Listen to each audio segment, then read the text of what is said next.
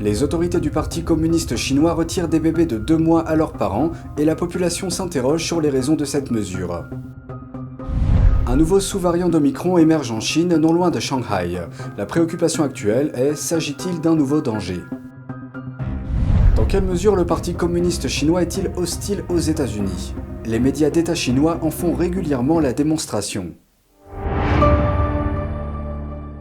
Bonsoir et bienvenue dans Regard sur la Chine.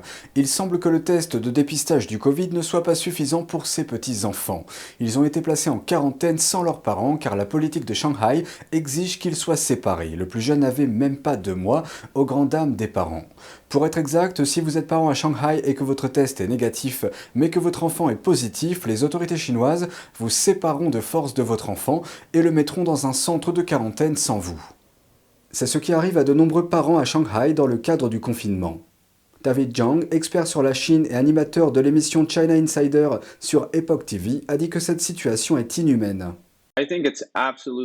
Les confinements en Chine sont devenus une crise humanitaire secondaire par rapport à la question de santé publique initiale. Des sources indiquent que les autorités ont emmené des centaines de jeunes enfants, tous mis en quarantaine séparément de leurs parents.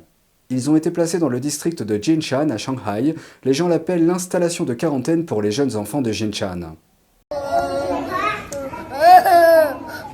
Des vidéos et des photos circulant en ligne montrent à quoi cela ressemble.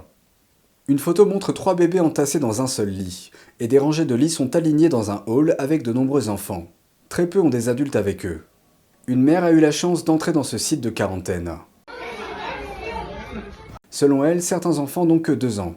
Il y a même un bébé de 58 jours qui a été enlevé à ses parents et placé ici seul. Et les conditions d'hygiène ne sont absolument pas décentes. Selon elle, lorsque les bébés se salissent, il n'y a même pas d'endroit où aller pour les laver. Elle estime que rien qu'à l'étage, il y avait environ 200 enfants. Et seulement 10 infirmières étaient là pour s'occuper d'eux. Mais pourquoi la Chine va-t-elle jusqu'à de telles extrémités pour essayer d'arriver à 0 cas de virus ? Selon David Zhang, il s'agit de l'image de Xi Jinping. En tant que dirigeant totalitaire, il lui est très difficile de revenir sur les décisions qu'il a prises. Xi Jinping cherche à se faire réélire. Si Xi Jinping devait révéler qu'il a échoué, ce serait une grosse erreur que ses adversaires pourraient saisir pour essayer de lui faire perdre sa réélection. Alors que la réaction du public se fait de plus en plus vive, les autorités de Shanghai affirment qu'elles vont améliorer la gestion et, je cite, « renforcer la communication avec les parents des enfants ». Des diplomates occidentaux ont exprimé leur inquiétude quant à la séparation des enfants de leurs parents. Des diplomates de plus de 30 pays ont écrit au ministère chinois des Affaires étrangères pour demander aux autorités de ne pas prendre de telles mesures. Une lettre écrite par le consulat français de Shanghai indique que les parents et les enfants ne devraient en aucun cas être séparés. L'ambassade britannique à Pékin s'est dite préoccupée par le fait que des mineurs soient séparés de leurs parents. Dans une ville située à environ 64 km de Shanghai, un nouveau sous-variant d'Omicron a été détecté. La conférence de presse du Centre de prévention des maladies de la ville a publié l'information pour la première fois samedi. Selon la télévision d'État chinoise, le sous-variant a été isolé à partir d'un cas bénin dans la ville chinoise de Suzhou. Il ne correspond à aucun autre cas dans la base de données nationale de la Chine, ni dans la base de données internationale de suivi des variants. Le centre de Suzhou a souligné que le séquençage du virus prenait du temps et qu'il mettrait à jour toute nouvelle découverte. Le dernier sous-variant qui avait attiré l'attention du public a été détecté au Royaume-Uni en janvier. Il est connu sous le nom de XE. Les autorités sanitaires britanniques ont déclaré à l'époque que XE semblait être 10% plus transmissible que Omicron, le plus contagieux détecté jusqu'à présent. Mais les autorités ont ajouté qu'il est trop tôt pour avoir des connaissances claires. Le régime chinois affirme vouloir maintenir une relation commerciale normale avec les États-Unis. Mais comment le Parti communiste chinois voit-il réellement son grand rival ? Des internautes chinois ont rassemblé un certain nombre de séquences vidéo provenant des médias d'État chinois. Ils ont découvert que les médias d'État chinois ont attribué 8 étiquettes aux États-Unis. 3 d'entre elles sont liées à la pandémie. Ces étiquettes sont le pire pays du monde en matière de lutte contre la pandémie, le pays le plus responsable de la propagation de la pandémie et le pays le plus turbulent du monde pendant la pandémie. 2 autres de ces étiquettes sont liées à la politique. Elles disent numéro 1 dans le monde quand il s'agit de blâmer les autres pour ses propres fautes et le pays le plus politiquement divisé au monde. Les médias d'État chinois accusent également les États-Unis d'être le premier pays au monde en matière de désinformation, de terrorisme et de manipulation des devises. 美国是当之无愧的全球第一抗疫失败国，是名副其实的全球第一政治甩锅国，全球第一疫情扩散国，全球第一政治撕裂国，全球第一货币滥发国，全球第一疫期动荡国，全球第一虚假信息国，全球第一溯源恐。Les internautes de ce que l'on appelle le Grand Mouvement de Traduction ou TGTM ont compilé cette vidéo et l'ont traduite en anglais. Ces internautes chinois ont lancé ce mouvement pour contrer les efforts de propagande du Parti communiste. Dans le cadre de ce mouvement, ils traduisent des articles et des séquences vidéo des médias d'État chinois en anglais et dans d'autres langues. Leur objectif est de montrer au monde extérieur la véritable position du régime vis-à-vis de l'Occident. Nous aimerions maintenant répondre à l'une des questions les plus fréquemment posées par notre public. Certains nous ont écrit se demandant pourquoi le Parti communiste chinois persécute le Falun Gong, une pratique de méditation spirituelle. Le régime chinois persécute le Falun Gong, également connu sous le nom de Falun Dafa, depuis 23 ans, depuis l'été 1999. Les personnes qui le pratiquent sont enlevées, emprisonnées, détenues dans des camps de travail, torturées et subissent même des prélèvements forcés d'organes.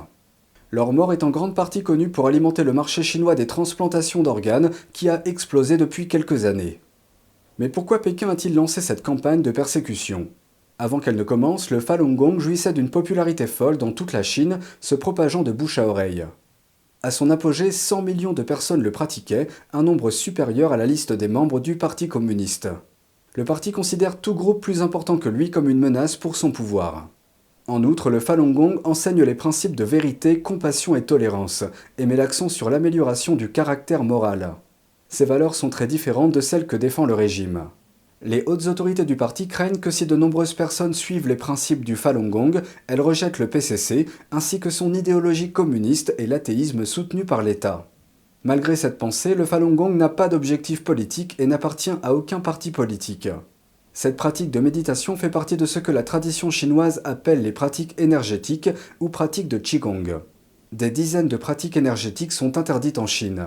D'autres formes de spiritualité sont également persécutées, notamment les croyances religieuses comme le christianisme et le bouddhisme. Un amendement visant à empêcher les citoyens et résidents britanniques de prendre part à des prélèvements forcés d'organes a été adopté par le Parlement la semaine dernière. La législation fait en sorte que le fait de se rendre dans des pays comme la Chine pour des transplantations d'organes soit une infraction pénale. Elle fait suite à une décision d'un tribunal indépendant en 2019 qui a déclaré l'État chinois coupable de prélèvements forcés d'organes à une échelle substantielle. Au fil des ans, nous avons entendu de nombreux témoignages troublants sur les prélèvements forcés d'organes en Chine, où une victime a ses organes découpés contre sa volonté et vendus à des fins lucratives. La semaine dernière, le Parlement a adopté une loi visant à empêcher les citoyens et résidents britanniques de participer à ce crime, un amendement salué par les deux côtés de la Chambre. Les règles sont basées sur la garantie du consentement, sans coercition et sans gain financier. Dans certaines parties du monde, les organes ne sont pas donnés librement, mais sont prélevés par la force. Et nous devons garder cela à l'esprit lors de la rédaction de notre législation. Cette décision intervient après l'adoption par la Chambre des Lords, à la mi-mars, de l'amendement de Lord Hunt au nouveau projet de loi sur la santé et les soins. Messieurs, le prélèvement forcé d'organes en Chine est un crime qui consiste à extraire de force les organes de prisonniers de conscience, tuant la victime au passage. Les organes prélevés sont vendus à des fonctionnaires chinois, à des ressortissants chinois ou à des étrangers pour être transplantés. Le gouvernement a présenté sa propre version de l'amendement de Lord Hunt en se concentrant sur la commercialisation de l'industrie de la transplantation d'organes en dehors du Royaume-Uni.